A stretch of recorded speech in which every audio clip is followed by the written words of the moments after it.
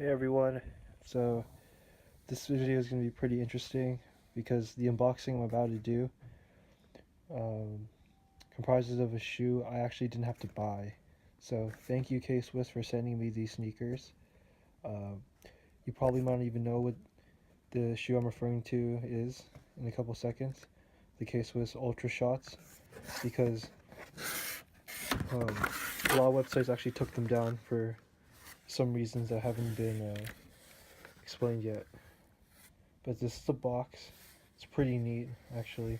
I at first thought they just sent me shoes without the box because I could hear the moving back and forth. So let's get to it. So yeah, these are both of the shoes here.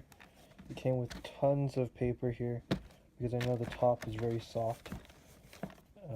It's very flexible.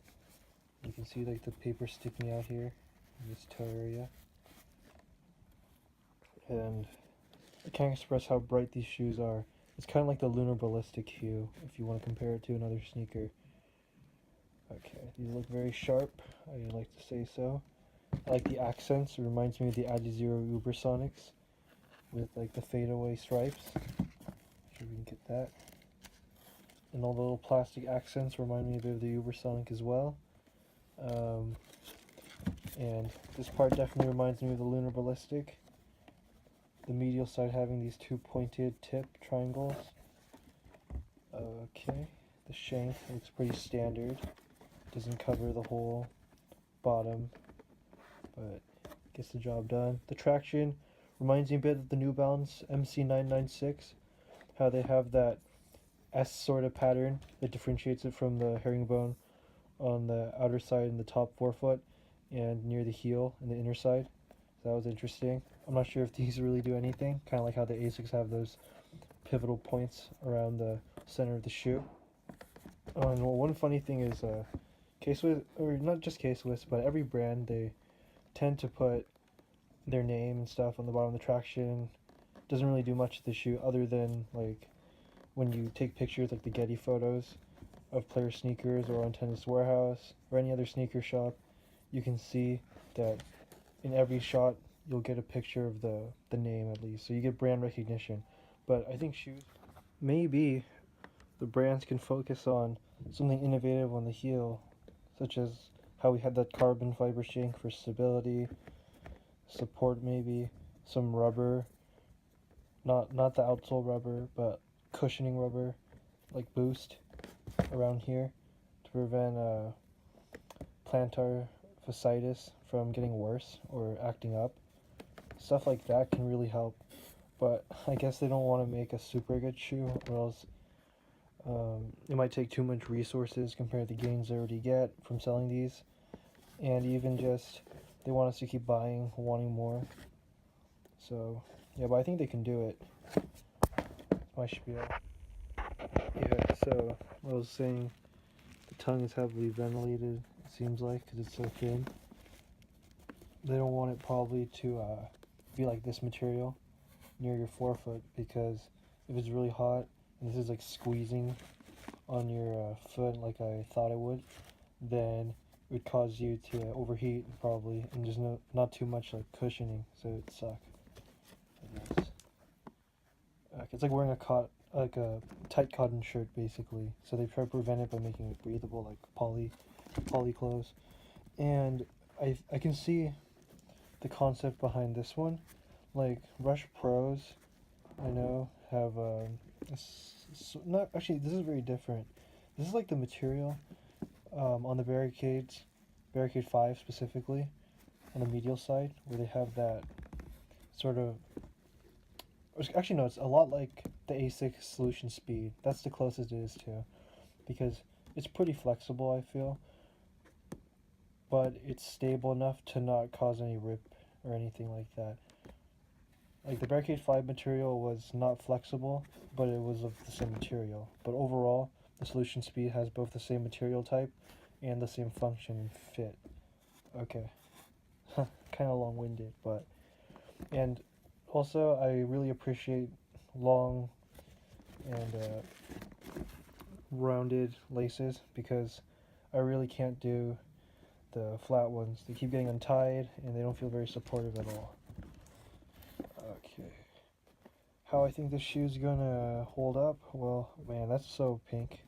But I think this will do okay, because I had such superstitions with the cage, and I was thinking that I suspected at least that it was gonna not last that long, because the first couple hours there were some scratches on it, but they held up. Only the toes got messed up on the cages, but here the shoe itself seems very stable, and I hope it forms. If it forms to my feet really well, then I'll probably be dragging my toes more and the medial side, so this will probably rip. But if I'm just like kind of walking flat-footed with them, like with the cage, then these won't ever have a friction or abrasion. One funny thing is, all the shoes I know with the Ortholite, they have this specific tag. So I guess maybe they have some partnership with the company, like they sell them Ortholites. And you can see the insole right now. It is very different than the Rush Pro, but similar concept. The insole has a supple center with a deeper outside, if that makes sense. So like it has like one layer and then has another layer. So it's kind of like two insoles connected. I don't really like this too much. It reminds me a lot like the Barricade 8s, that design with on the heel this like bar. But I mean that's just aesthetics.